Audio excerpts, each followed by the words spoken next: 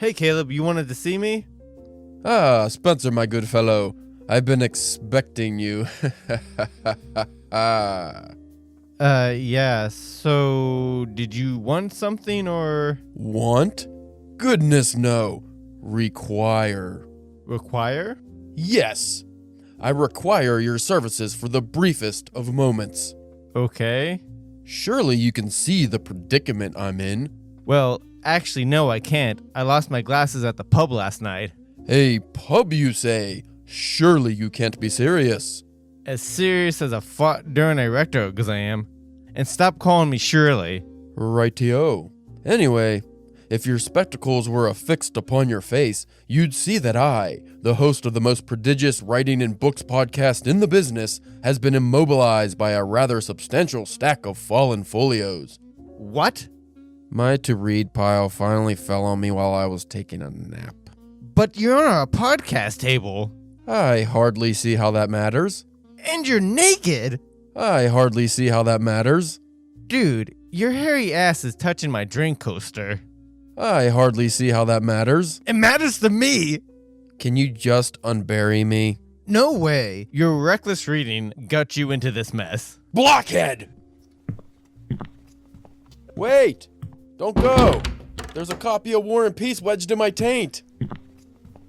Spencer! Can you at least leave me a bottle of whiskey? Hello? Can't get enough drunken nonsense? Listen to new episodes of the Drunken Pen Writing Podcast every Tuesday wherever you get your pods.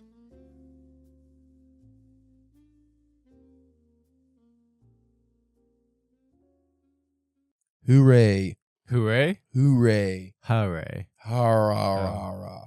We're back in the studio today. Yeah. I was sick for weeks. I got a plague of some sort, and it really fucked. I think we recorded an episode when I was sick. We tried. And it was terrible. It but was, yeah. Then after that, I lost my voice, and then even now, I'm not sick anymore, but my lungs still kind of hurt, and my voice it goes in and out, which is stupid because it's been weeks. Yeah. I don't know why, but I think I'm dying. Oh, well. Yeah. Fucking good. Fucking good. I'm sick of this life now. That's not a cry for help. I am just tired. I'm weary. Yeah. Like the Irish of old during the Great Hunger. I am weary. Would you ever, I take videos and memes online and stuff talking about, like, I don't understand how I can, like, for the amount of sleep that I'm sleeping and still just be, like, constantly tired. I feel like shit. Yeah, I don't know. Probably quality of sleep is bad. Maybe. Probably just sitting there just choking on your own fat neck. You fat neck fuck. I don't know if your neck's fat. I can't see it. It's got a beard. I don't have a fat neck. You got a straight neck beard. Yeah. No, you got a full beard. You don't have a neck beard anymore. Also, I have good news apparently. Yeah. Oh, today's the 23rd. So as of today, Ooh. My poem Fair Farewell has been published by the Annoyer Review. I think that's just only online. So I'll have to go on my... And make a link. Yeah. Fuck. It's a very short poem, so I'm just going to put it on Instagram as well. Fucking yeah. I don't care about the Annoyer Review that much. They have a 1-day return on submissions. Like they'll let you know. Well, I guess they have poems. I mean, it's not like... Yeah, well, they have stories too they accept. I saw some long stories on there. But they have 1 day they get back to you, so every once in a while I'll just throw something there if I'm like, I just want to hear back by from somebody. You're right. So I'll fucking send something their way. But that's good that happened for me, I guess. I got things on the works. Yes. Maybe. Got books. Do I got Yeah. books? I think I got books. Are we all caught up on the books I've been talking about? No. So, Ethereal Nightmares that I was published in May, an anthology of twisted tales by Dark Home Publishing. Wow, I did that really smoothly. Yeah. They just put out a collector's edition of Ethereal Nightmares Volume 1 and Volume 2, and I ordered one. It was like $30. Yeah, that's not bad. If it's like neon green and black and it looks real fucking cool. So that comes tomorrow. Oh, cool. I was hoping that was going to come today so you could see it, but I'll send you a picture. Not that you folks need it if you already bought the book. I didn't need it because I got a lot of copies of that book. Yeah. But if you haven't got the book and you are interested, the stories are very excellent in there. And you can go ahead and pick up a copy of the collector's edition, which I'm sure will be amazing. It's a hardback. That's why it costs more. Yeah. Well, besides the cool look to it, it's a hardback. But I think Dark Home Publication posted that they're actually having a big sale, like 40% off of all their books. So wow. they were to buy it, which sucks because they posted that right after I bought it. You sons of bitches. Well, I'm sure I could have just got just message them and got the author's price, but I don't mind paying full. They're good peoples over there, so give them some money. And like we said, the quality of the book too. That stuff's not cheap. So yeah, and there's they did a lot of good. Whatever team they got together to put these books out, they are doing a really good job. They're putting a lot of stuff out. The publication is growing, so I'm glad I was in their very first anthology. I'm in their Dark Descents, and I will be in their Dark Descents their anthology that they're going to put out in the summer, as well as probably a future work that I'll submit eventually. I'm sure I could get in again because I got it in with the publisher. I've helped them put some of the... I did actually some work on this. I don't think I talked about this. On this first anthology, I helped with some like font choices and, just threw out some ideas. Also, they were nominated or submitted for a nomination for, I forget what the award is, like an anthology award or something. I also, anytime I see news like that, I send it their way, help them grow. It's like, hey, you guys, Carrie, who runs it, it's like, you do a really good job. I'll do everything I can to help you. But it's also nice to do that because then you're in their good graces. So if you do have a story in the future that you would like to get lots of money for, you can maybe get back in there. I was going to actually submit to the second volume. It's just like, I don't want to be that dude. Right. It's like, I'm only in this publication over and over and over again. Even though it's good, it's like, I have to say, and they pay. I don't want to. Which is stupid because, that's like the old pulp writers. That's what they did. Yeah. Like they submitted to the same magazine over and over and over. But with my Asher Kang stories, that would actually work. You're right. Yeah, if you just gave them a story, like if they just had the Asher Kang stories. Yeah. The only issue is I felt that this wasn't exactly an anthology that was a fit for sword and sorcery because there is dark fantasy and there was a couple other stories in the first collection I read that are not necessarily sword and sorcery. There's one that was kind of sword and sorcery, but they're similar. They're in that fantasy vein, but it's not quite the same. So unless I went a little harder, I mean, mine has zombies and stuff, so it did work for this one. Right. But like all the Asher Kang stories I would write aren't going to be horror based, So I wouldn't want to keep submitting to. That would be interesting though, like a sword and sorcery that was mostly like horror based, like it's like the Solomon Kane stuff. Yeah. What I would like to do though, I think it's called Savage Magazine. Maybe I was telling you about. That's what I was writing the current Asher Kang story for. I want to submit to them, and I think they take a maybe up to 10K words, so that'd be decent. But if like something like that were to take off, I wouldn't mind seeing if I could become a regular with one character or maybe a couple characters, like, create different characters and have them maybe spin-offs or something. But it's like, hey, if I can get in that, I forget I think they actually paid like maybe 8 cents a word or something. Oh, that's pretty good. I could be completely wrong. That could be a different publication, but I wanted to say they were paying 8 cents a word, which is really good. But if you can get like a steady gig like that, not only are you going to build your character, build your brand as a writer, but you're also in something that if it takes off and people are reading monthly or bi-monthly, however often it comes out, you're actually in the zeitgeist. You can actually get a fan base without having to publish your own stuff, which is really hard now to get a fan base on a character or a series that you're not publishing yourself. Because I feel like if you get a traditionally published story, let's say in a review or something, and it's like an original character, and you want to keep doing that, but you can't get in that review again because a lot of times you can't submit again for a year or whatever. Yeah. So it's like, okay, I'm going to submit somewhere else. And maybe it's a good character, gets published in a bunch of places, but so scattered. Yeah, people might not know. Yeah, like they're not going to be able to, unless you happen to get the rare people who read every one of those. That's not happening. That would also be good where you could eventually just, when you get the rights back from every, after each story. Do your own anthology. Yeah, you could just do your own your own collection of, like the, Asher Kang Volume 1. I've already struggled a little bit with that idea, though, just for the fact that I've been thinking about, like, if I were to do that, it'd be years down the line when I have a collection of Asher Kang stories. So, like, just this very first one that's in Ethereal Nightmares, we talked in the past, they switched it to, like, British spelling and stuff. So when it was edited, it went through like American to British, and it's not that big of a difference. Right. I'm sure there was a few maybe typos I missed or spelling corrections. A lot of publishers will send you the corrections, and either you do it or you approve them. Right. They did not do that, so I do not have a manuscript for this story in this version. So if I were to do it in an anthology, I would have to ask them to Right. send me that. And I don't know exactly how doable that is. If it was a couple years down the road, to be Right. like, hey, can you? I probably should just do that now. Right. So Yeah. like, hey, if you have that story, if you have the file for that, can you send that to me in case I Yeah. want to use it in the future? Because I'm not going to post the original one I wrote because that's not the published one. True. Like I can't say this was. I can say it was published in this, but I can't say this version was. You know. True.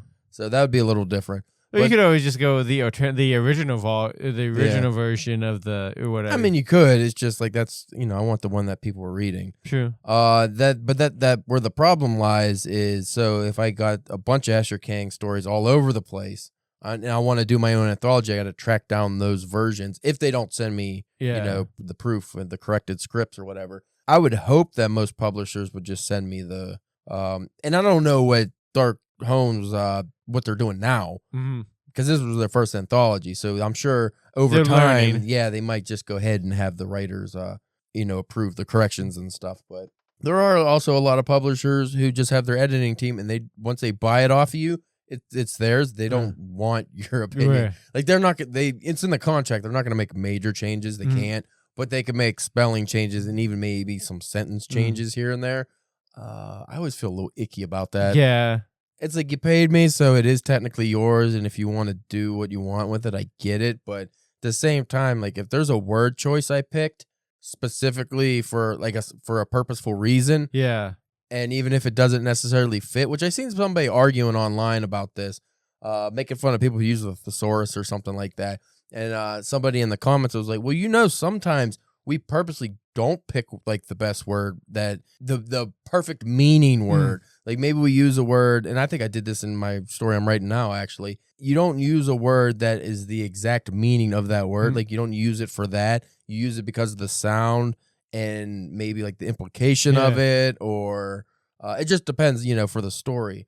I'll give you a quick example. So the current story I'm working on is, I put the Asher Kang story on hold for a second because this is supposed to be a fast 2,000 words. I'm already at the 1,300 word count. Ooh. I did that in a day, so I'm a little wary now. I'm like, I'm not at the end.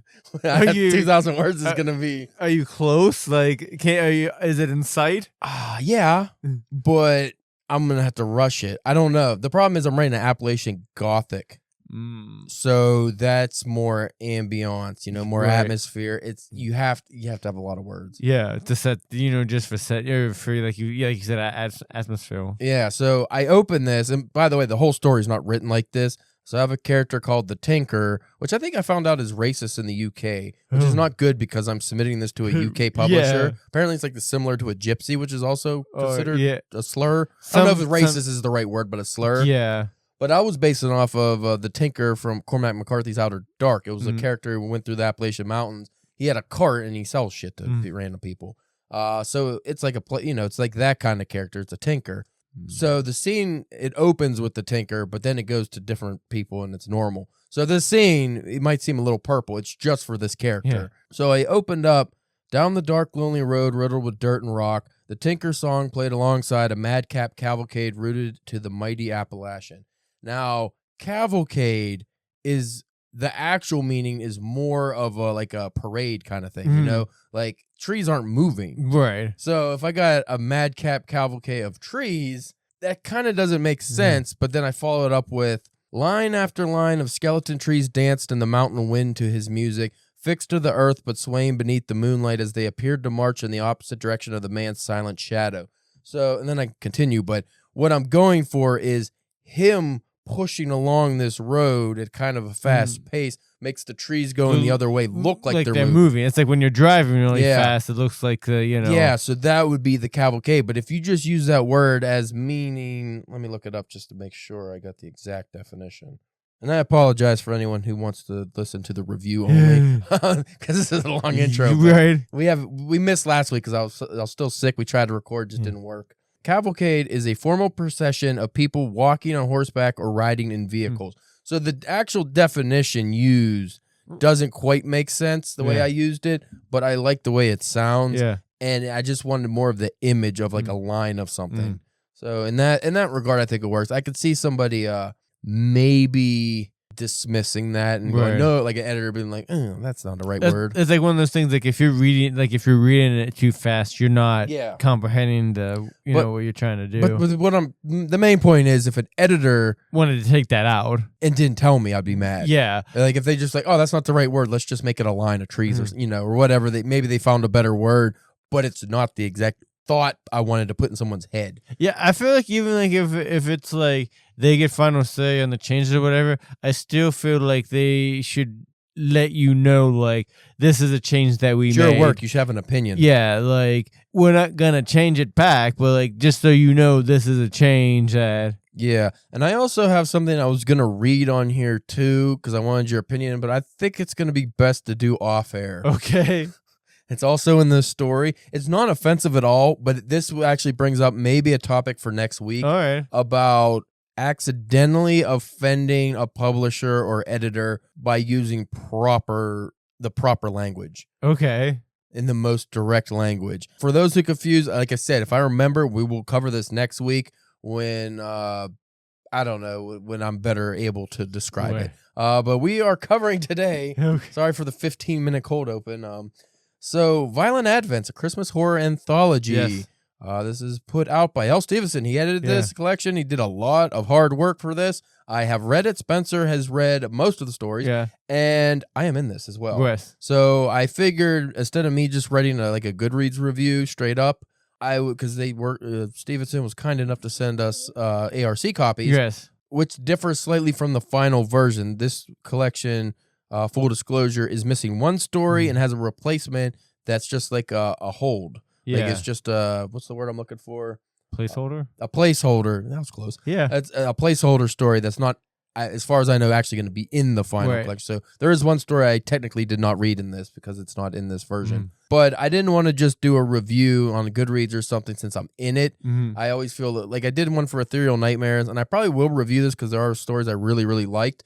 But I think us doing it together is a little better because then not only can you give a review of my story, but also we can maybe have some differing opinions and stuff. And it's just not like, oh, I'm giving it 5 out of 5 just because I'm in it. Right. Because of course I am. Yeah. But I actually would give this a 5 out of 5 anyway because I did like this. But we'll be discussing that in a minute after this wonderful intro music.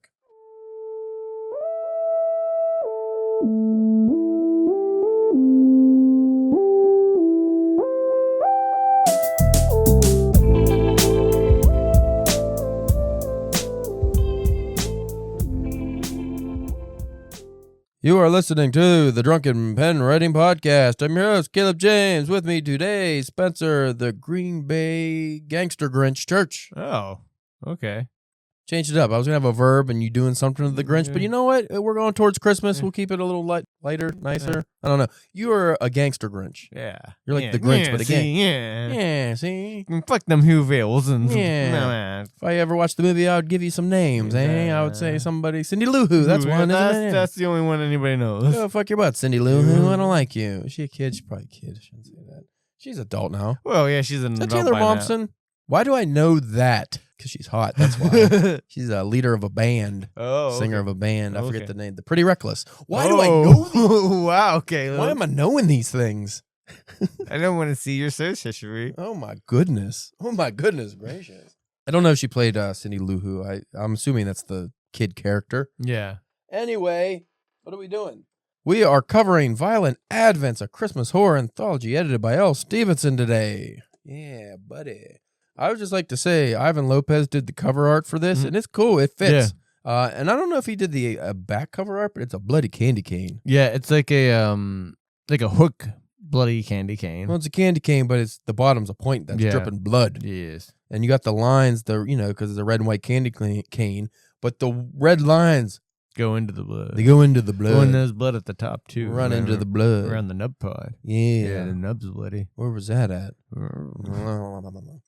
So this collection features stories by, and by the way, for any of the authors listening, I apologize already. I'm gonna fuck up some of your names. I was like, I like him a lot, but I never seen a video where he said his full name, so I don't know if I'm gonna pronounce it right. Okay. Christopher Lavinia is what I'm gonna say. Vigna. Okay. I don't want to say Vigna. I don't think that's right.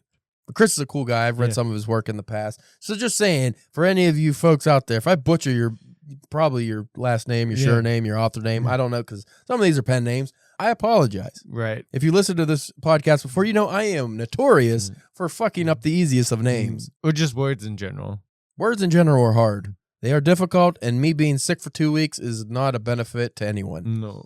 So, featuring stories by LaShane Arnett, Brian Boyer, Mallory Kowinski. There is a horror resale sign because we got the art copy going over the names here. So that's CYWN. I think I said that right. Swinski or Kowinski. You know what I miss? What? Quick digression. What happened to all the Kowalskis of the world? You had Killer Kowalski, and what happened to the rest of them? Did he kill them all? There could only be one. Man, I just would say, like, if I was an author and I can go back in time and change and have a pen name, which I guess I still could, I think I would be a Kowalski. Yeah? Yeah. Like what's a good, not Kurt Kowalski. Maybe, dude, that could be your pen name for your, like, hard crime novels. It's a fucking good idea. Just K. Kowalski. Yeah. Dude, that's fucking awesome. I'm going to look that up, see if that's a name already. If it's not, I'm going to fucking write a story real quick and just copyright K. Kowalski. That's fucking badass. That'll just be the most hard-nosed fucking crime noir stories. Everyone gets a stabbing. that either that's the author name or that's the name of the character in the series. Right? Anyway, continuing down this list of authors featured in this book, Loki DeWitt, Harriet Everin from January Ember Press. She's the reason I'm in this because most of these authors, if not all of them, were featured in Horoscope Volume 3, or maybe just in the series. Not because I know Loki DeWitt wasn't in 3, so just in the series, the Horoscope series. So you could actually thank her for this whole collection being born because she brought so many great authors together originally, and a lot of us became friends online and worked together, and now we got a cool book. So thank you, Harriet, just ahead of time, and she got a fun story right near the beginning. Jay Grell, Kev Harrison, Amber Hathaway, Ross Jeffrey, A.D. Jones, Jason A. Jones, Caleb James Kowalski. What if that's what the K stood for? Kowalski. They don't know that. They don't know that. C.J. Kowalski. Is that better than K. Kowalski? K seems like it's got a bite to it. But it doesn't really make sense because my name starts with a C. C.J. Kowalski. I like the K. Kowalski. All right, I'll be K. Kowalski. That's fine. I hope that's not one of those fucking delirious, stupid things we come into on the show and I forget about forever. Yeah. I hate when that happens. So, Mike, if you're listening, please remind me on a weekly basis to write something under K. Kowalski so I can fucking get that, make sure that's taken care of. Seal that name for life and never do anything with it, but no one can use it because I'm K. Kowalski. Until Killer Kowalski comes back from the grave, if I'm assuming he's dead, and fucking says, no, that's my name, dickhead. We didn't even think about that. We're just saying Killer Kowalski, but just K. Kowalski. They can't do that. It's already copyrighted. I don't know about that. I can't be K. Kowalski unless I spell it different. I don't even know how to spell Kowalski. We're never going to get done with this episode. I apologize. Ronaldo Kataru, Jason, that's a hard one. Kirikow. I think I said that right. Jason Kirikow. That sounds like a name. Yeah. Apologies, Jason. Chris Lavigna, Con Laverly, Ivan Lopez, Y.M. Miller, Scott McGregor, E.H. Reagan, Lennox Rex, Hayden Robinson, Rebecca Rollin, Bethany Russo. I know I'm not going to say her name right. Alyssa E. Standick, and L. Stevenson, the editor, and I'm going to say chief. You get to be editor-in-chief today, Louis. Ooh. Is it Louis or Lewis? I think it's Lewis. From... Just what the L stands for. Oh, I don't know. I don't know what it's... We haven't had him on the show. I don't know why we haven't had him on the show. We should have him on the show. We had A.D. Jones on the show. Harriet was supposed to come on the show, but then we had all this fucked up mic or mixer shit and just haven't been able to put the episode together. Do we have anybody else on here on the show? I don't believe so. We had a few people I thought about inviting, but I don't think we ever got around to it because we are terrible. I'm going to say his name is Lewis. I just like Louis. Yeah. But he's I think he's a British feller, so... Louis, well, I know he's a British feller. I mean, this is the charity anthology. The charity, I believe, is the British Heart Association. Oh, it says in the beginning. If you knew how to read, you would have read that. Actually, I like the introduction. Did you read the introduction? No, I just went to wait to the stories. All right. So this is... it's fucking not even 4 lines. What do you mean you didn't read it? Maybe I didn't notice it then. I don't... You fucking needle dick. Yeah, so the book so touchingly starts with, for the hearts that beat again, for the hearts that are still beating, for the hearts that beat no more, that we will forever keep in ours. All royalties will be donated to the British Heart Foundation and the American Heart Association. So I think I combined those. So that's cool. Yeah. I like that. My heart beats for you, Spencer. That face you're making. I like it.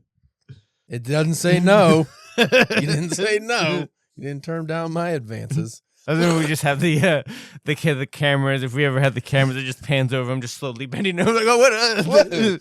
Put your belt back on.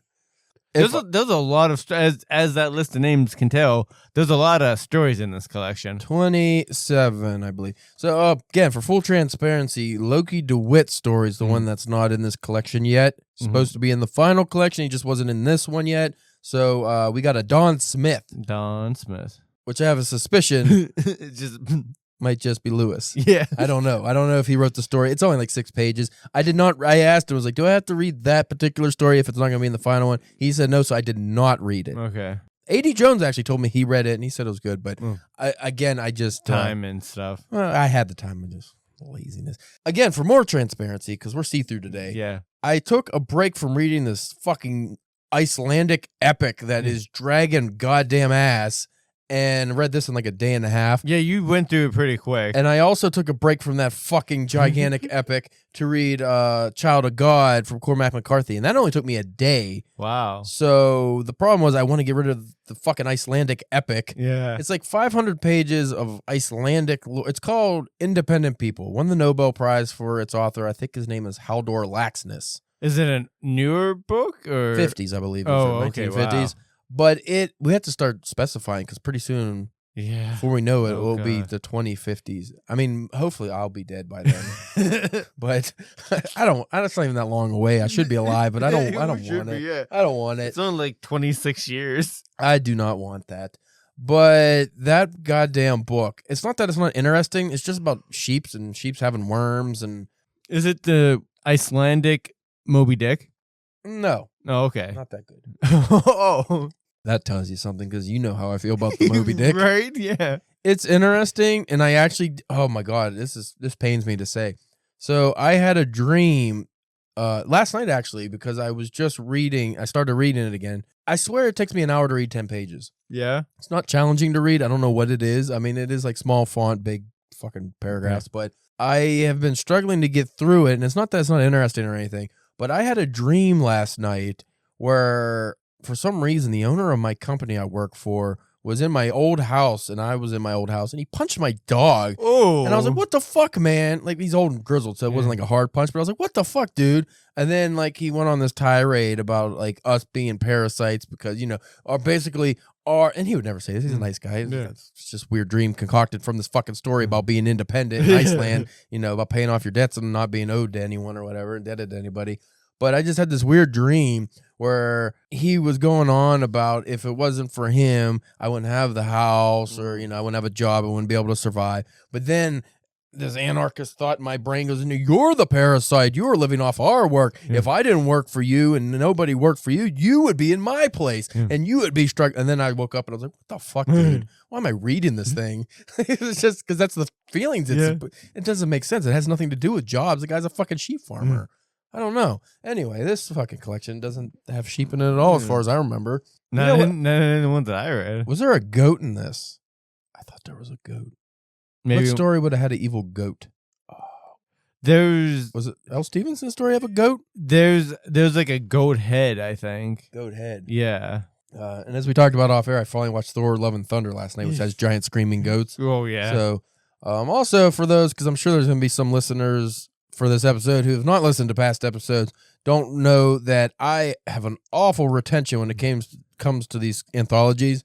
I read this, a week or two ago. Like the last week. I didn't take notes. I was going to, and I never do. And then when we come to it, and my brain's like, wait a minute. Again, reading Icelandic literature and shit, like pushes things out of my head. So I often have to go through and go, wait, what happened in this one? And then you have to tell me what happened in the story that I read first. And then I remember. Yeah. But I'm very terrible at retention, so also I might fuck up some of your stories in here. But again, that's not the important thing. The important thing is that I really like this. Yeah. So let's just do the shots out of the way. Out of 5 whiskey shots, I gave this a 5 out of 5. Again, I was going to do that anyway, just because I'm in it. But I enjoyed all the stories. I thought it was a good collection. I mean, I would give it like I said, I've only read about like 7 of the stories, but out of what I've read, I pretty much liked them all. So I'd probably give it about like a 4 just for not being complete. Another thing to note about this collection, this, for who are unaware, has a theme that centralizes on detestable Christmas trees. That's what I took from it. So when we got, because this was an invite only. See, I was just thinking, just Christmas themed horror. Yeah. Well, that's kind of how it goes across, but see, the theme was, because this was an invite only, so every author in here, at least for me, I'm assuming everybody else, got invited to write for this, and the central theme was supposed to be a Christmas tree. What you do with that is up to the writer's interpretation, and I thought there was a very unique takes on that, because it could have easily just been, evil Christmas tree or haunted Christmas tree in everybody's house. Yeah. I was very glad. I mean, Lewis did a smart thing with, in our group, we started a group for this, was like, hey, if you can, tell us what your story idea is, so we don't all write the same thing. Right. So people gave their story idea. My initial story actually followed closely to with the few other ones about a detestable Christmas tree. Yeah. You could read that. It's called Poor People. It's called Poor Things. It's on my website, calebjameskay.com. It's a almost completed story. I didn't get the very end. I hit the word count, and I could have fixed it and got it out. I thought it's a solid story, but ultimately it's not the one that got published, because I didn't feel it. Right. I think we talked about this on air before. I did not feel it, and I end up going with my story, Maggot Party, which is in here, which I think is a lot more unique. I was very happy with how that story came out, because it's a completely different take on it. It's not an evil Christmas tree. So that was the central theme, but it was up to the author's discretion how hard they wanted to hit that, if they wanted to be the focus. There are a few stories in here that barely touched on that. Yeah. And honestly, those are some of my favorites. We'll get into it. So we don't have the time to go into every story. Right. So like we said, a lot of stories. Yeah, a lot of stories. I wish I could. I wish we had 5 hours and I could just break down every story, what I like, what I didn't like. But just for the and also, too, this is the book's not even out yet, so people haven't even had a chance to get it yet. So we don't want to, spoil every story. Everything, Well, that's another thing. I'm going to try to do this without any spoilers. So I'm not going to spoil anyone's story. So we probably won't talk about the plots too much. Yeah. And and that was kind of one of the reasons why I wanted to make sure I read the stories of like the people that I've know and that we've dealt with. But I wasn't in a big hurry to read all the stories, because I still, whenever the actual book comes out, I still want to, I want to get that too. And it's like, well, if I bought a book that I've already read everything in, Yeah, that's kind of, so I figure that gives me something else to, a little read it more fresh. Yeah. Also, what I'm not going to do is, when we're discussing some of these stories, not what I'm not going to do. I just want it to be known that if I don't mention your story or anything, that's not a slight. No. Because I was originally just going to do like my favorite stories. I think the way I'm going to break this down is the stories I like the most and the ones that I found were either most interesting or had the most unique take on the theme. Yeah. Is what I'm going to go with. Because there's a few stories that deal with like ornament, like Harriet's story, the ornament that deals with, I didn't know it was bauble, like for the Christmas bulbs. Oh, my whole life I thought it was just Christmas bulbs. Yeah. I swear almost every fucking story mentions a bauble. Bauble, I think. Oh, really? I did not know that was the terminology. Yeah, I thought that first. I thought it was just the the English thing, but then I realized, oh no, the Americans. So it's a Christmas bauble. Yeah, and also another final act of transparency. It's not going to be the final act of transparency, but the final thing I want to mention about Caleb James Kowalski is that I fucking hate Christmas. Yeah, and I don't like Christmas horror at all. For those who don't know, so me being in this is a miracle. I don't think I mentioned that before on air. I do not like, my favorite holiday is Halloween. Yeah. I tolerate Thanksgiving. I always hated Christmas because my mom always made it a shitty holiday for us. Yeah. Because she would buy us what we wanted, but make us feel so guilty. So I just never liked it. So I was never a fan of Christmas. Also, I was very poor growing up, so that was just like, commercialism and capitalism. Two things I'm not even really a part of because I'm dirt poor. Go to school, we got this and this. And I was like, I got old shoes. I got Shaquille O'Neal's for $10 at Walmart. I got my brother's shoes. That's usually what it was. That was the problem because I have bigger feet than my brother. It's like 4th grade.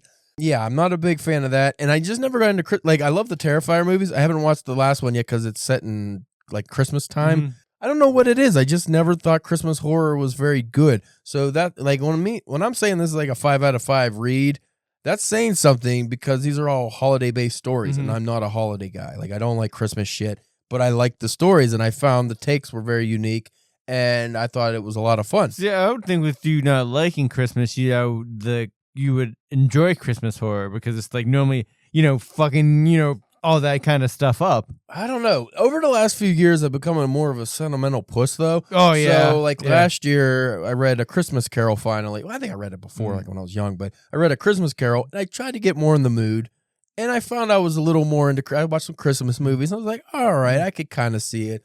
So this year, I'm going to try to continue that trend and maybe stop being such a Scrooge.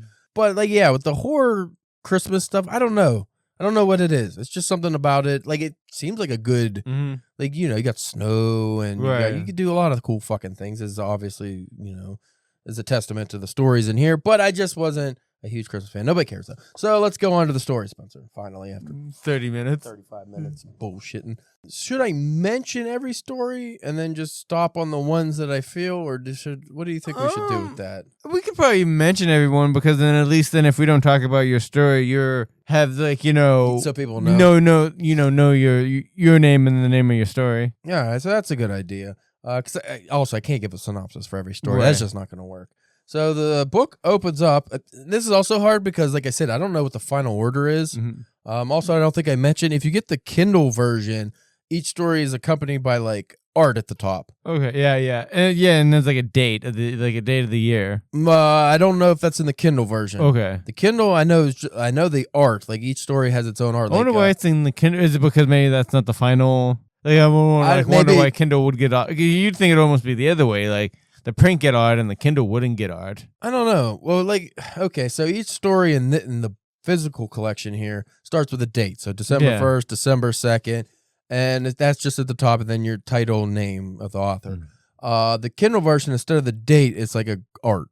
So mine was Lewis did mine. He did it was an eyeball with a maggot or something. Okay. I think I remember. But also he's putting these out as individual stories for Kindle. I think is what I saw, and I know he said after 3 months.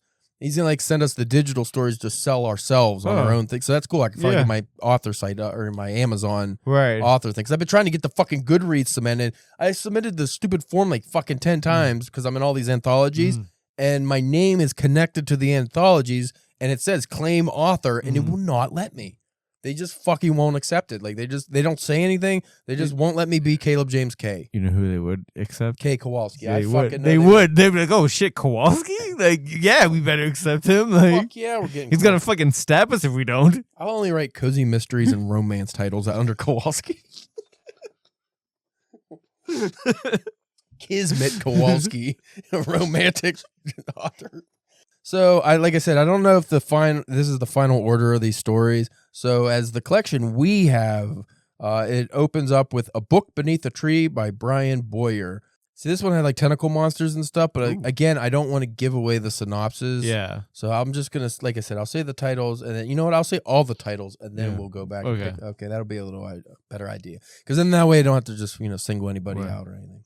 So it opens with A Book Beneath a Tree by Brian Boyer, The Ornament by Harriet Everin, I Heard the Screams on Christmas Eve by Jason Kirikow, and I Would Have Gotten Away with It Too by A.D. Jones, Hey Charlie by Jay Grell, The Disappearance of Casey Green by Alyssa E. Standick, Dead December by Bethany Russo, Biodiversity by Mallory Kowinski, Come and See the Decorations by Jason A. Jones. Mallory, change your name to Kowalski. Be Mallory Kowalski. Be M. Kowalski.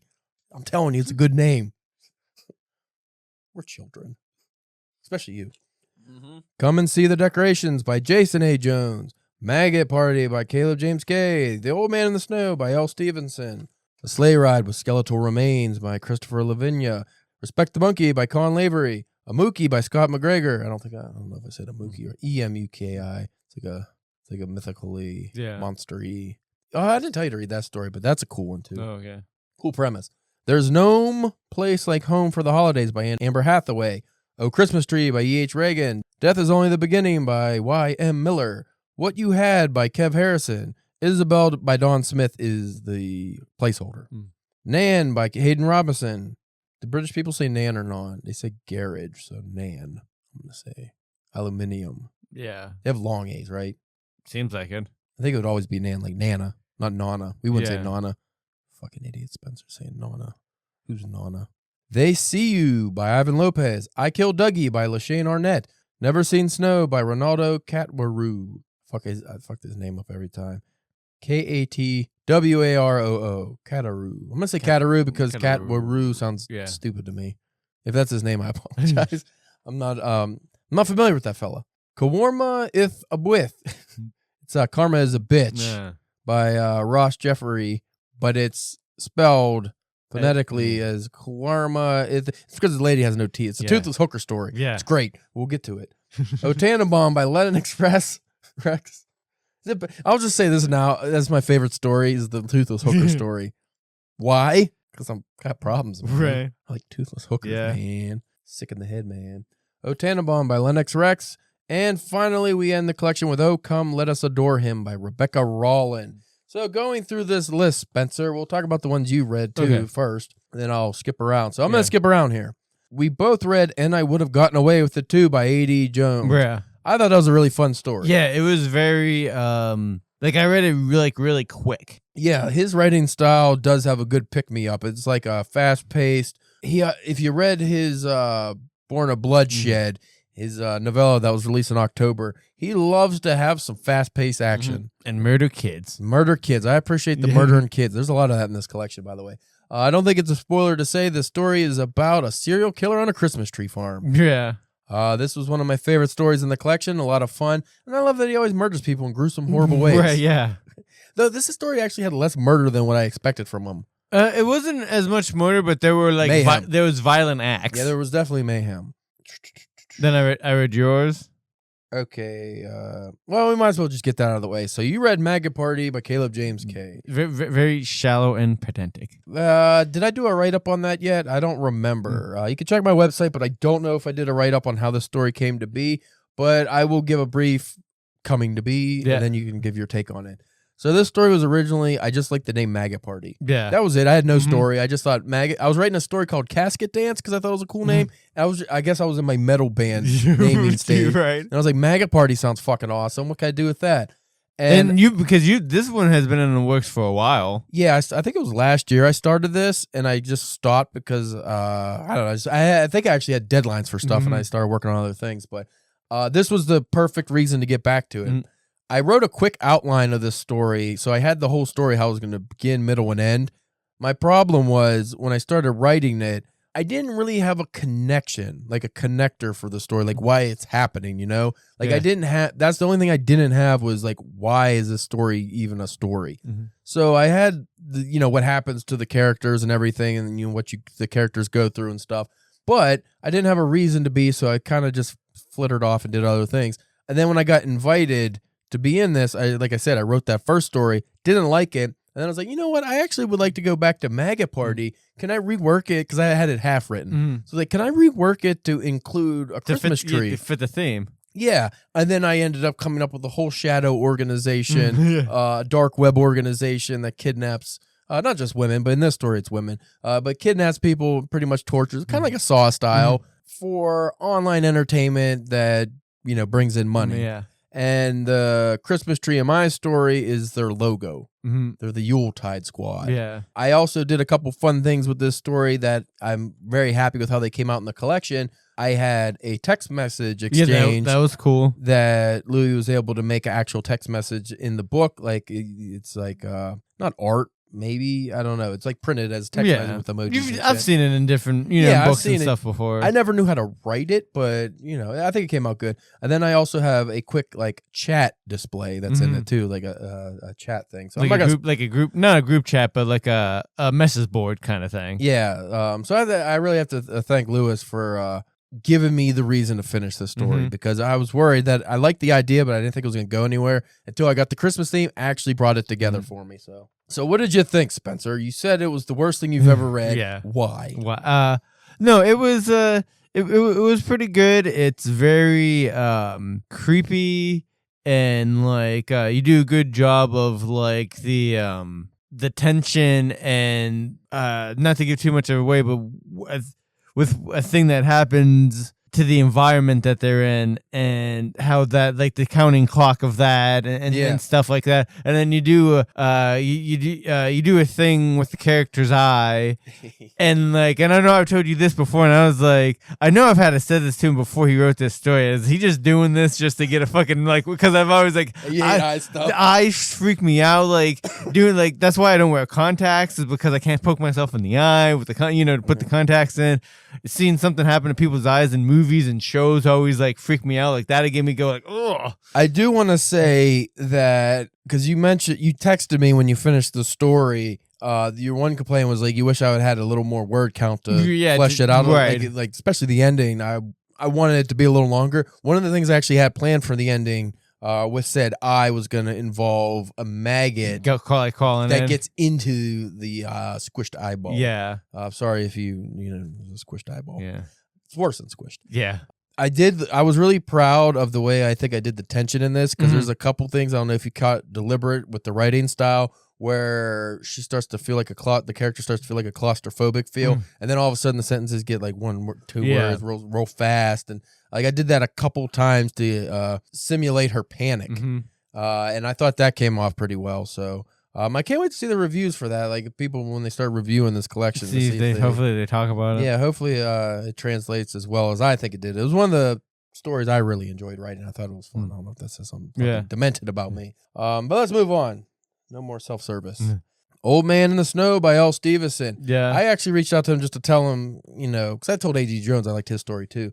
But I reached out just to tell him that I could really see the villain of this story being like a Christmas horror villain. Right, yeah. I don't know why I said horror like that, but a horror villain, as in you think like a Freddy Krueger or maybe Art the Clown, or more demented. I would say his character, the old man, quote unquote, is more of it's like a devilish figure, but it's more of a Candyman kind of character than Freddy Krueger, like not straight on hands-on murdery character. Almost like a psychological character, but he does some really cool shit in this story. I could see this being like a movie franchise. Yeah, like a recurring character. Yeah, and again, I'm not going to give the synopsis for too many of these stories or anything, but he does a cool thing where one, like it's a young man, and there's a few scenes, I wish I would have marked them down just to bring them up, but he has like the snow coming from the ground up. Instead of floating up, yeah. And there's a few instances where it's just like weird things like that really set a eerie atmosphere, that when you get this the villain that comes in, at first you're like, oh, that's like a nice guy, right? Like the villain kind of comes off as not necessarily likable, but like almost like a harmless old man, maybe. Well, then maybe eccentric. We even still the quote unquote villain. He's not even so much a villain. He's just kind of like, with not giving it away, he's almost kind of like a contract kind of. Like, you know what I mean? It's not like a personal thing for him. It's Yeah, well, I think that's why it makes it so disturbing, is like the things that happen in this story. It's not because the killer's just this evil, malicious, like, it's almost like you said, like a contract killer. It's like, hey, nothing personal. Yeah. That's fucking worse to me. Yeah. If it's personal, at least it's like, okay, well, he's invested. That would suck to get killed by somebody that doesn't give a shit if you're alive or dead. Like, they just don't care. It's like, I just have to. Yeah. Like, that sucks. But yeah, that was also one of my favorite stories in this collection, and I really enjoyed the writing style of this and how he does it. I was going to save this to the end, but I will mention it briefly here. A lot of the stories in this collection, and I think this is just contemporary horror in general, but as you know, I don't read a lot of contemporary horror. I don't read a lot of contemporary works in general, actually, just to begin with. It always throws me off when I realize how many horror writers write in present tense. Yeah. Even more specifically, first-person present tense. You know, I'm not a fan of that generally. Yeah, I'm gonna say that. There was a lot of that in this. There was a lot of stories written in that. His was not. I don't think A.D. Jones's was either. No. There was a couple stories I read that were really good that I didn't even realize were doing that style. Like, oh, this is present tense. I didn't even because I read that with some of the Haruki Murakami books I've read, where like halfway through I was like, oh shit, this is present tense. Yeah. But it's written so well you don't realize. But then there's a couple ones where it's very glaring, because I feel, and I actually end up looking this up, and I thought about making this a separate episode. Like, the reason apparently a lot of writers write present tense now is because it makes it so you're in the action. Yeah. So everything is happening now, and they feel like that makes it either scarier or like more not suspense, but like the people who are reading it, the reader feels more invested. Yeah. But I always held the opposite belief. I always felt the past tense gave it more suspense. Well, it made it a little scary because you don't, like, instead of I'm walking through the door and there's a monster, it's like, oh no, he's going to open the door and then what's on the other side? I think that also depends on if you're using like first person or third person. If you're using first person present tense, it's happening to you, so that I could see it could be a little, because like if you do it the other way, like if you do third person or you do like if it's first person but it's past tense, you're like, well, at least this person made it. Yeah, you know what I mean. Well, that's another thing I always come across with first person stories is, and I found that with a couple of the stories in here, the way they ended, I was like, well, how'd they tell the story? Right. We've talked about that as a problem we've had before. It's like, how do who's telling the story? That's more of a old timey way of storytelling. It's like somebody has to tell the story. Like we, talk about like the epistle. I think we had an episode about epistolary stories where we're like, well, it's in letters. That's how you know somebody wrote the story. Like, 'cause if it's first person, like H.P. Lovecraft's like, if they didn't survive, how are they telling the story? My In Entered the Grifter story that's in that Halloween anthology, I actually had to change the beginning and the end because I originally had the character like, I don't know if he gets taken away. Yeah. And I was like, well, how the fuck did he tell the story? Like, I couldn't, like, I was like, I know it doesn't matter to readers probably, but it matters to me. Right. Like, how is this story being told? So I did find that a couple of times, like, well, that guy died a gruesome death. How did he tell the story? Yeah. Like, the whole thing's first person. He's telling a story, but I don't, then again, maybe if it's written in the present tense, I guess that would make more sense because, oh, yeah, you're telling the story because it's in present tense, so you're with them the whole, it's happening now. Right, yeah. So I guess that could make sense. I'm not a fan of that personally. That's no slight on any of the writers if you choose that style. It's just that's not my style. Well, again, like I think it that's one of the tricks with writing is like you have to figure out when to use that kind of thing. Like, you know what I mean? Well, and also, again, this is horror stories. I don't know why I keep saying horror stories. Maybe because I was sick. I'm saying it like I'm a fucking Russian, like or like Arabic or something. I'm just saying for horror stories, I feel that's the case. And not all cases, obviously. Like I said, there's some stories in here that do it very well. But like crime stories or certain action-packed stories, first person, present is great. Yeah. Or even third person, just present tense stories, that keeps the action going, you know? Sometimes that past tense has too much of a delay. So, that, again, personal preference. And it's the execution that really matters. The execution and the skill, because like you've said, there's been times when you were reading something and didn't even realize that was the case, and it's like, well, obviously it works then, like, it's just But Lewis, like his storytelling style, at least just from the works I've read of his so far, I like because I'm a Clive Barker fan. Yeah, and he gives a very strong Clive Barker I don't know. I think he said that was like an influence of his, or he likes Clive Barker. But I get that in his writing style, like that, the details. But not without being like crazy detailed sometimes. It's not like going on and on. But. Yeah, no, obviously you're going to get people who don't care for that style because Clive Barker has his detractors. Right. Like, I don't like, the way he writes the horror scenes and stuff. So that goes with anybody's style. But I like that style personally. So I like his work so far that I've read. Moving on. This was, until I got to the one story that was my favorite, this was my favorite story because it was so much fucking fun. Sleigh Ride with Skeletal Remains by Chris Levine. Yeah, that was a fun one. It read like a fucking weird mob story to me almost. Yeah. It's basically a guy who was a career criminal. He goes to jail and he starts a family after he gets out of jail, straightens his life around. Reforms. Gets the itch to do some mischief, but he doesn't want to like do something crazy. His neighbor has like a cool car. He steals the car and has a prop skeleton in it from Halloween that's in there in Christmas. Turns out it's a real skeleton. Yeah. That's all I'm going to give away. Yeah. But there's some ridiculous shit that happens. Yeah. And it's just fun. Yeah. This is just a fun story. I wouldn't say it's a horror story, honestly. And it just has horror elements.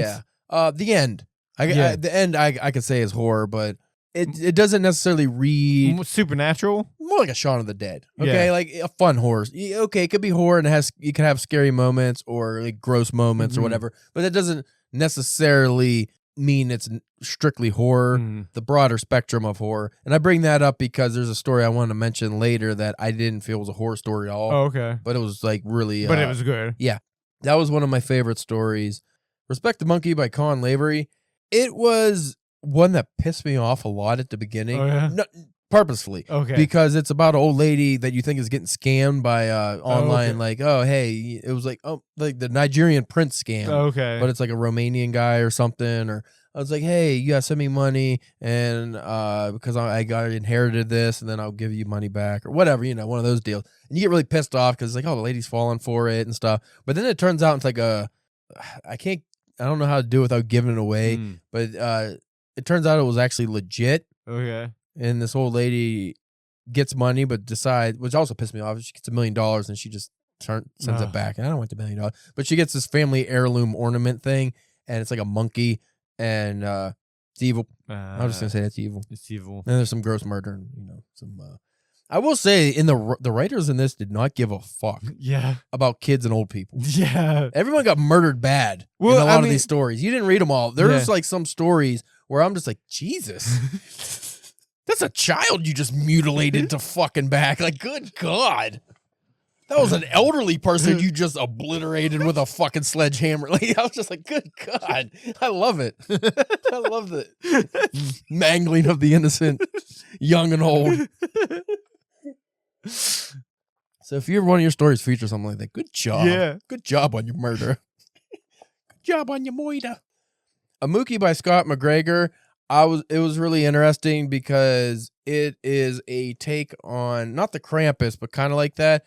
The quick synopsis is like a kid, like when the protagonist was a small kid, their mom said, "Don't open your presents early. Monster comes out of a chimney, get you." Described in very cool detail. Turns out true. That was cool. And again, like I said, it's funny. Like most of my favorite stories in here had nothing to do with the Christmas tree, really. Like it was maybe there or just mentioned haphazardly, but it wasn't like a prominent like staple. Yeah. And again, maybe it's just because I don't give a fuck about Christmas trees, I used to when I was a kid. I liked Christmas trees when I was young, but then when you get old and realize the fucking, I gotta put it, it's a dead tree and it's pine. The cleanup. You gotta water it and shit. Okay, so this is the one I said was interesting, but not horror. Nan by Hayden Robinson. Okay. It touches on, like throughout the whole story, it touches on what you think is going to be horror, but I think it actually came off as endearing or almost wholesome. Because it turns out it's just more about grief and loss. Okay. Which is a theme in a lot of the stories is loss and people losing loved ones or missing someone. That is a big theme in most of these stories, and maybe that's just probably why I also don't like Christmas. Mm-hmm. It's just like, it fucking makes you think about all the people that aren't in your life anymore. Right. And that's depressing. So that was the theme. But this one, more specifically, it was the central theme of it. And I don't know if Hayden Robinson lost his grandma or something. But I read it like if you're reading it as just direct, this is just the author's like love letter to his grandma. He misses her or something. Like I got that feeling. I don't know anything about it if his grandma passed away or anything, but I thought that was a very endearing story, and I thought it was a good breakup from more of the gore and mayhem and strict horror. I think it's important in anthologies to have stories like that to separate. Give the reader a breather. Because you do get like when I was reading this, I will say I was getting a little burnt out on just like the mayhem and that kind of stuff. Like, so when I came across a story that was different, which is why I wrote the story the way I did, is because like I want something that I know is not going to be similar to another story. Change the pace. Yeah, like you just need that sometimes, especially when you have a book this big. Because what is this, like 300, 400 pages? Well, they say you got 26. Almost 400 pages, 26 or 27. So that was an interesting story. Like I said, I really enjoyed the change of pace for that one. Now, this one you didn't read, Never Seen Snow by Ronaldo Cadwaru. His name. Ronaldo Kowalski's story, Never Seen Snow. This was another pace-changing story. I will say, I say this nicely.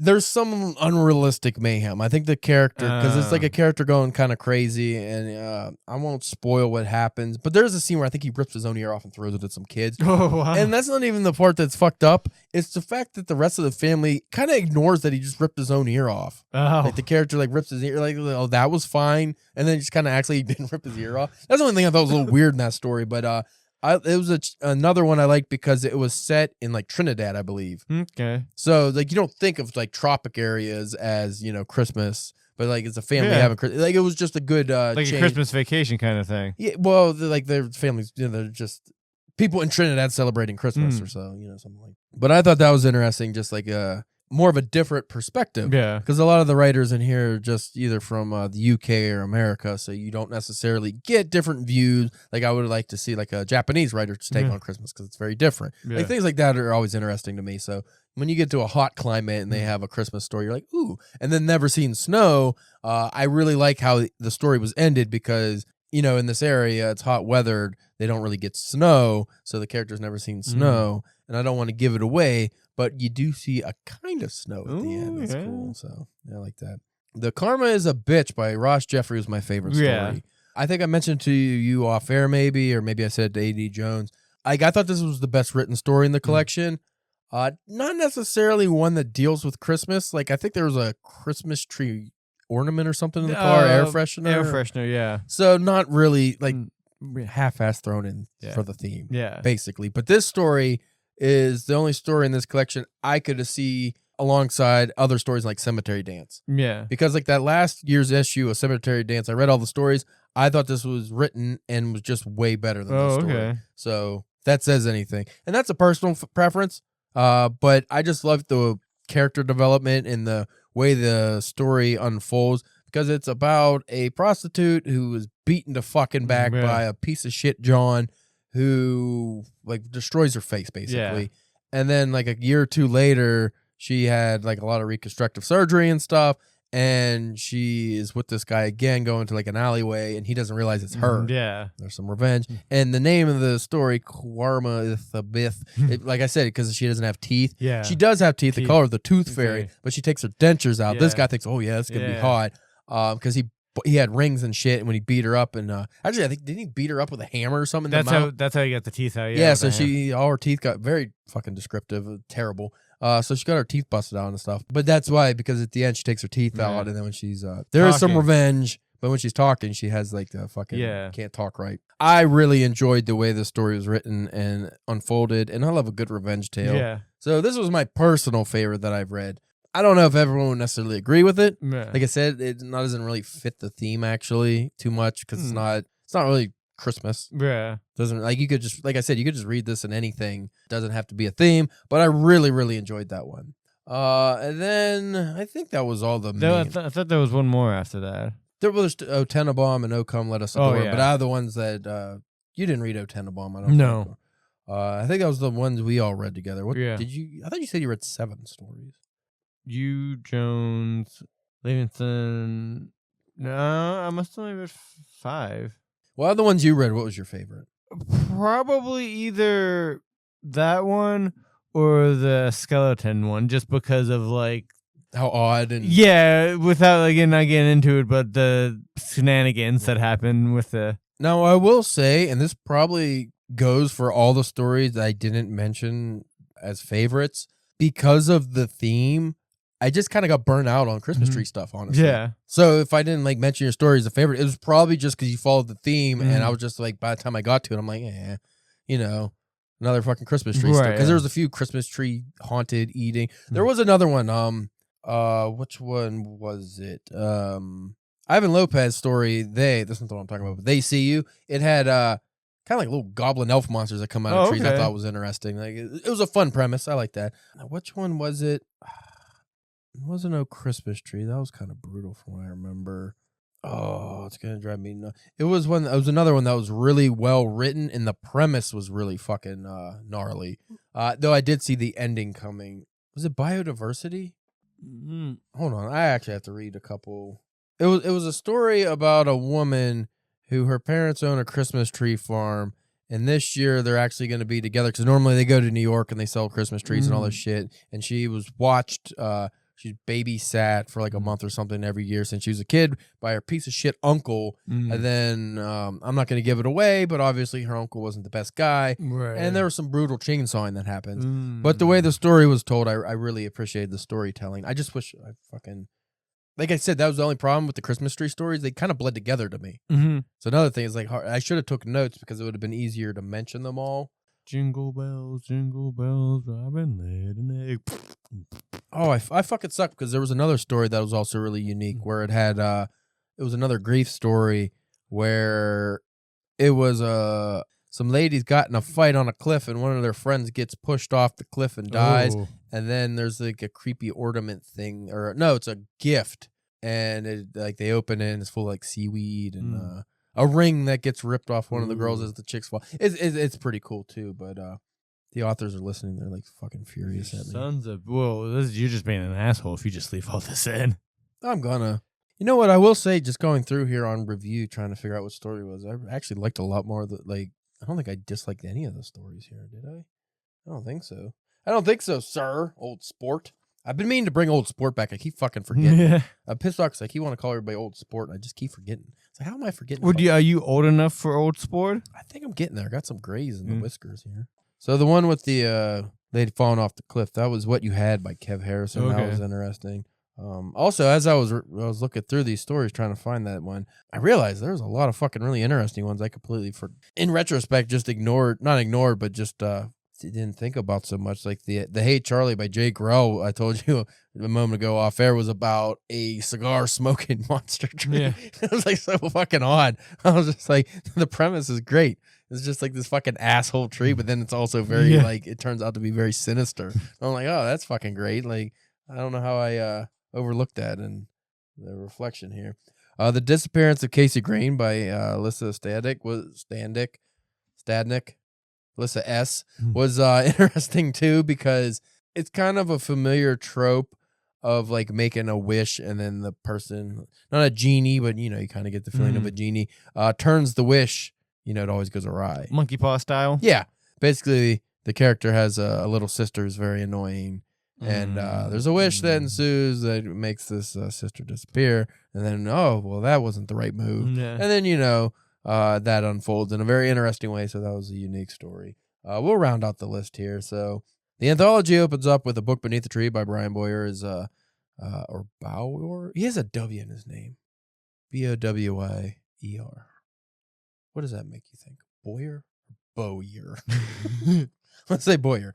That one, like I said, had some tentacle monsters and stuff. I don't remember that specifically following the Christmas tree thing, other than that it was like there, but I thought it was a little odd how it was placed from what I remember. But that one, yeah, tentacle monsters and like a crack that leads to hell kind of deal. It's cool. The Ornament by Harriet Everin, you know, you get some evil. There's a few evil ornament stories, and they're all told slightly different. Like why the thing's evil, or because there's another one in here that has like a family goes like one person in the family goes crazy because they see a woman in the ornament, you know, a couple things like that. But yeah, I think fucking too long into this. Like I said, I enjoyed all the stories in there, even the ones that I didn't enjoy as much as others. I can easily see people liking them. Yeah, like I mentioned off air. I was going to say Anne Hathaway, but she didn't write a story in this. Amber Hathaway, not Anne Hathaway. Anne Hathaway, if you're writing stories, you could be in the next anthology. Yeah. There's No Place Like Home for the Holidays. That has like some magic. It's written with some more like magic elements and stuff, which is not my particular suit. Like I'm not really into like stories dealing with magic stuff, and I'm not big on gnomes. But A.D. Jones told me he really liked that story because obviously he loves gnomes. Yeah, obviously, I mean, so like I said, there's some stories. But does he hate gnomes?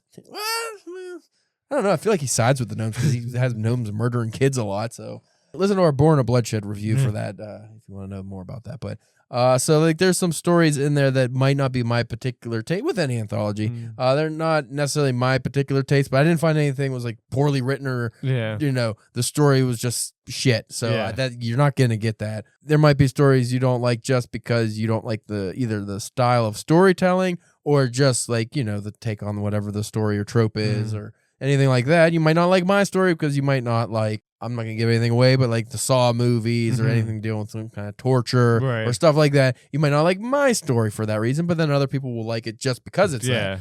So it's just particular taste. And like I said, I think that was probably out of everything I've been in, other than the Ethereal Nightmares, the most solid story collection. Readings from Curse Room 301, I don't think really had any duds either. Yeah. From what I remember. So that's pretty good that I've in 3 collections that had no duds, really. Yeah. Was that you with a dud? Yeah. Well, that's the thing. The readings, I feel like if there was a dud, it was my story, The House of Shit, because it's so stupid. Not poorly written, but not a good story. But that's fine. Can't always have winners. That one was very long. But yeah, so I'm very happy with how this came out, and I would recommend everyone check it out. Also, there's a bunch of anthologies. I didn't read the stories. Like the Halloween anthology, I didn't get to read in that. The Beautiful Darkness is so fucking big, I didn't read any of the stories in that because I'm reading Icelandic literature like a fucking asshole for no reason. Thanks, Bryce. Getting me that he's eating his hot dogs in Iceland, and he's, I'm going to get Caleb this epic. It's Icelandic epic. Final thoughts? Good collection of stories. Good collection. Comes out December 12th, I believe. Oh, cool. So you could buy that, and I'm going to go ahead and have to get the actual copy that doesn't have the not for resale, and check out Loki DeWitt's story on that. So yeah, that is our poor review of Violent Advents. I don't know why we do reviews, because we're not good at them. I don't know. Though I do think we talk about the writing aspects well. I just don't think we ever cover the stories or the subject matter of the book well. Well, sometimes, because a lot of times we're getting, indie authors that are either like the book that hasn't came out yet or it just came out, and it's like we said before, we don't want to. And it's not that we don't want to get it, because because there's a couple, like I want to talk to you about a couple of those stories once we're done. Yeah, but like we don't want to spoil it. Yeah, we don't want to spoil it. We want to give people reasons why to get the book. Yeah, I think that's what we do better when we talk about older books. Yeah, we can actually break it down and ruin it for everybody. Yeah.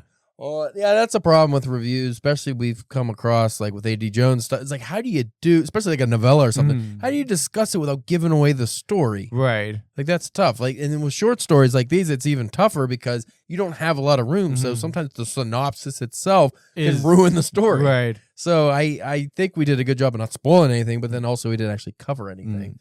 And again, my apologies to authors whose name I either fucked up or stories I didn't cover or really cover well. That wasn't just didn't have time. Yeah. We're not that smart. No. No Harold Bloom's here. Nope. But then again, you don't want Harold Bloom discussing your book because he's probably going to hate it. Yeah. He's dead now, but if he was alive, he'd still hate it. He would hate every story in this collection. Shallow and pedantic.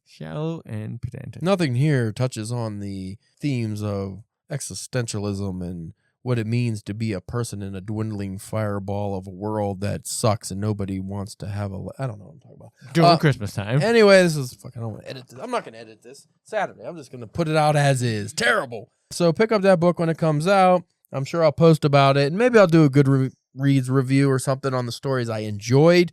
I haven't gotten around to it yet because writing's, actually I have been writing. So that's good. I don't want to write reviews when I'm writing stuff. Also, I'm not a good reviewer anyway. I just I like this story because it was cool. Yeah. Like, I'm not one of those guys that's like, oh, the deep impact on the socioeconomic climate of the Euro. Like, nobody gives a fuck. Nobody wants to hear me talk about that stuff. You can check out my work and publication history at calebjamesk.com. Like I said, I'm on the Anoia review as of today. So this episode will drop in a few days. So check out that poem. I'll put it on Instagram. I'll probably put it on today, actually. So go to my Instagram at calebjames1986 and you can just read the poem. You don't have to go to the Anoia review. I don't get any money from it. They didn't pay me for that. It's only a paragraph-sized poem anyway. So, eat the poo-poo. Spencer's OnlyFans, he is the Green Bay Gangster Grinch. Yep.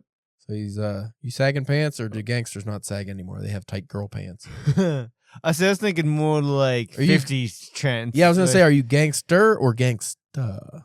Gangster. No. Well, it's your choice. Yeah. So you're a gangster. So you're a fuck boy. No. You got tight. You got the tight pants that are sagging. I hate that. Oh yeah, it's like that. Super tight, but also your ass is hanging out for no reason. Right. And you got like a fucking line up on your head that's like way too tight. It's like way too crisp for a white guy. That'd be impressive for me. It'd be like the Stephen A. Be at the top of your fucking head. Yeah. There's your fucking hairline. And you got the like over manicured beard. Yeah. What else do we have to promote? At DBW Podcast on Twitter. I'll say next today. Nope. Fuck Elon Musk. Fuck Leon Musk. I heard on a podcast they're talking about like they're just gonna refer to Twitter because they don't want to give Elon Musk the satisfaction and be like, I was on X or I saw that on X. No, we refer to it as Leon too. Him. He's Leon. Oh, Leon. You know what? Fuck it. Let's make him a they them because I know that would piss him off.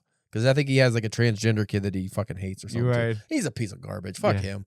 He bought the election. I hate him. Hope he burns up. Hope he burns up in one of these Christmas tree stories. That's what we should do. We have fucking Leon Musty. That'll be the character by Kay Kowalski. And we're also on Instagram and Facebook and YouTube at DPW Podcast. Check that out. They're only run by slightly lesser assholes. Yeah. I can't wait to cut so much of this stuff out. Make this a 15-minute episode. Hopefully a respectable episode. Wait, this story, it was a good just cut every fucking piece, everything together. Good detail. So anyway, we'll check you out next week with we've touched on quite a few topics that I would like to discuss. It's just a matter of me remembering it. Yes. I would like to go over the tense issues for an episode with some actual examples of what I think works and doesn't work. Also off air, I mentioned a thing about upsetting publishers. I just don't know a way I could say slurs on here without being in trouble. Without saying slurs.